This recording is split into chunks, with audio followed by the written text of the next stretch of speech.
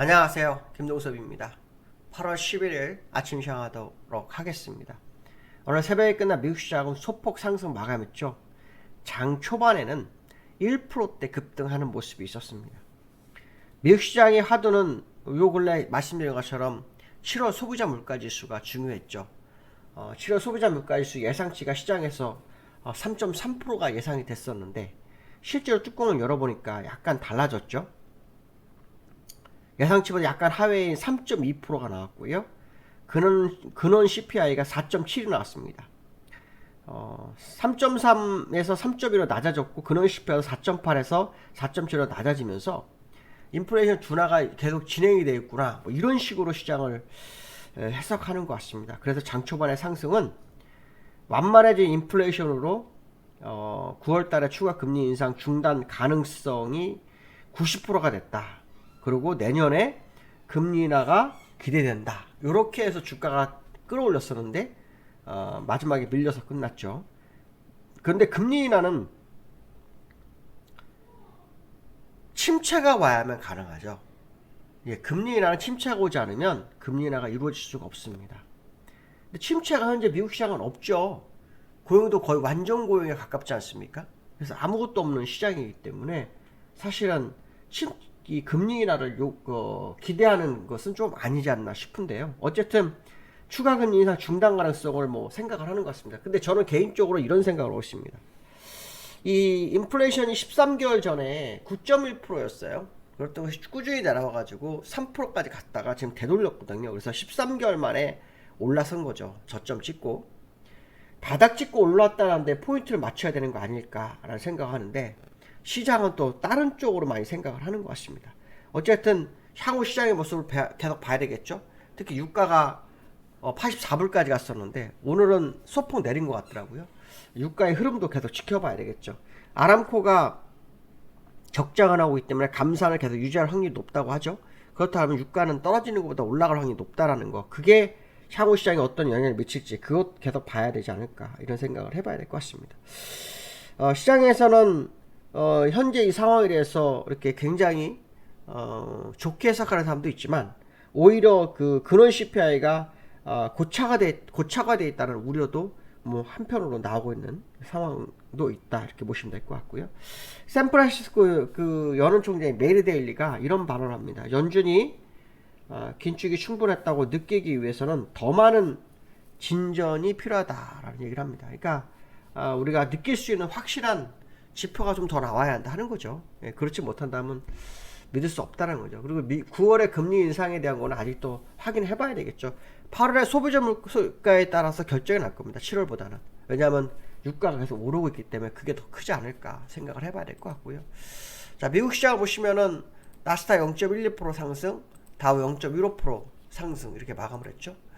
다우는 올라가다 윗골이 맞고 밀려버리죠. 그래서 또다시 21선에 왔습니다. 그러니까 지금 21선에서 어제도 말씀드렸지만 4거래일에서 5거래일 정도의 싸움을 하고 있습니다. 물론 21선은 어저께도 오늘도 이탈을 살짝 했습니다. 21선까지 35,225인데 현재 35,176이죠. 그래서 여기서 싸움을 계속 진행하는 과정에 있다, 이런 해석을 한번 해봐야 되겠죠. 나스닥도 역시 마찬가지죠. 나스닥도 어제 저점 부분에서 끝났고 5일선을 돌파 시도하다가 윗골에 맞고 밀리는 그런 상황이 됐는데요. 어제 말씀하신 후행 스팬이 일단 캔들로 들어와서 이제 살아날까 말까 고민을 하는 그런 모습이 좀 있어요. 그래서 여기서 어떻게 반응을 할지 한번 지켜봐야 되겠죠. 지켜봐야 될 것 같습니다. 분명한 것은 현재 시장의 모습은 추가 하락이 가능한 그런 기술적 분석이 있는 것은 사실이지 않은가, 그런 생각을 해봐야 될 것 같고요. 이번에 인플레이션을 소폭 오르게 한 것은 유가의 영향이 굉장히 컸다라는 게 제 생각인데요. 유가 차트를 다시 한번 더 확인해 보도록 하겠습니다. 계속 점검을 해야 되죠. 왜냐하면 유가가 오르면 오를수록 위험해지니까요. 오늘은 84불 89센트까지 갔다가 소폭 밀려서 끝났습니다. 1.8% 밀려서 82센트, 82불이 82센트로 끝났네요. 8282로 끝났네요. 어쨌든 80불대에서의 움직임, 이거 상당히 의미가 있다라는 거고요. 지난달에 평균가보다는 6, 7불이 높은 상황이기 때문에 향후 이 부분이 어떻게 인플레이션에 영향을 미칠지는 한번 확인해야 되지 않을까 이런 말씀 드리고 싶고요. 그 다음에 이제 두 번째로 우리가 봐야 될 것은 중국이 요즘 문제가 많죠. 어저께 소비자 물가지수 중국 나왔는데 마이너스 0.3, 1월 달에 2%였던 게 마이너스 0.3까지 흘러가면서 디플레이션 우려가 중국에서 나오고 있죠. 그리고 요즘 그 미국에서 그 첨단 장비 AI 관련해서요. 그다음 첨단 반도체, 양자 컴퓨터, 인공지능 뭐 이런 것들에 대한 투자를 제한시키면서 우리나라하고 일본한테도 뭐 요구할 거다 뭐 그런 얘기가 있는 상태거든요. 그런데 중국에 자꾸 문제가 생깁니다. 어떤 문제 생기냐면 지난번에 헝다가 문제가 됐는데 이번에는 그 컨트리 가든이라는 곳이 있답니다. 중국에. 이게 작년에 그 계약 체결 1위랍니다. 1위. 500억 달러를 그 부동산 계약을 체결한 만큼 큰 회사인데요. 이 회사가 7일, 오늘 11일이죠. 벌써 4일이 지났는데 이제 뉴스가 나오는데요. 참 이게 뉴스가 너무 늦게 나와요. 근데 오늘 새벽에 나왔는데요. 7일 만기가 있는 그 10억 달러, 그러니까 이자죠. 이자를 내야 되는데 이 이자를 못 냈답니다. 그게 2,250만 달러, 우리나라 돈 한 280억 되는데요. 이걸 못 갚았다고 합니다. 보통 디폴트 통지 전에 약 30일간 정도 시간을 좀 주거든요. 유예기간을 주는데 중국 내 1위 기업이 이런 일이 벌어지고 있다는 게 상당히 좀 의아스럽다 생각해야 될 것 같고요. 어쨌든 부동산이 중국 내에서도 상당히 위험하고 중국의 지금 경기가 굉장히 안 좋은 쪽으로 흘러가는 것만큼은 맞지 않느냐, 뭐 그런 해석을 해봐야 되겠죠. 오늘 중국 뭐 시장 어제도 물가 영향을 안 받았고 올랐거든요. 오늘은 또 어떨지 봐야 되겠습니다.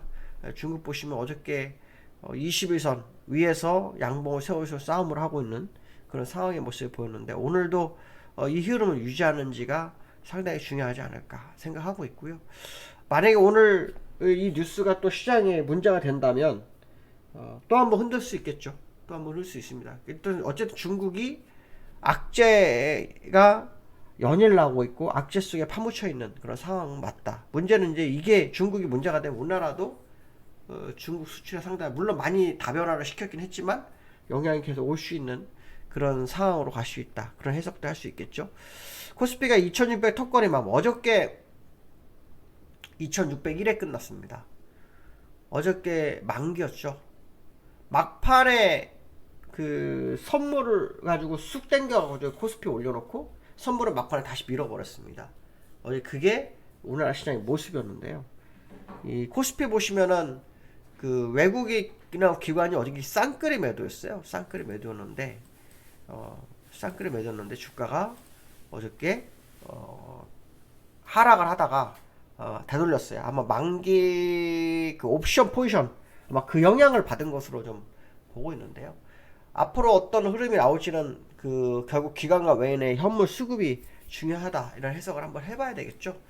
코스피 차트를 좀 볼 필요성이 있는데요. 코스피 차트를 좀 보시면은 코스피 차트가 지금 그 60일선 싸움을 하고 있죠. 여기서 무너지다가 살아났는데 어떻게 될지 좀 봐야 될 것 같습니다. 일단 60일선, 20일선은 이탈을 했고요. 5일선과 20일선 데드크로스가 났고 5일선, 60일선과 데드크로스가 난 상태에서 버티기 전략 뭐 이런 상황인 것으로 보입니다. 근데 기술적으로 굉장히 좀 어려운 상황인데 시장이 어떻게 끝날지 한번 지켜봐야 되겠죠. 그거에 따라서 방향성이 계속 바뀌지 않을까 뭐 이런 생각을 해봅니다. 오늘도 수급의 동향 보셔야 되고 특히 환율 어저께 1319원 80전인가까지 갔다가 바뀌는 모습이 있었거든요. 오늘 또 1320원을 도전하는지 한번 확인해야 되겠다 이렇게 말씀드릴 수 있을 것 같습니다. 오늘 여기까지 하겠습니다. 감사합니다.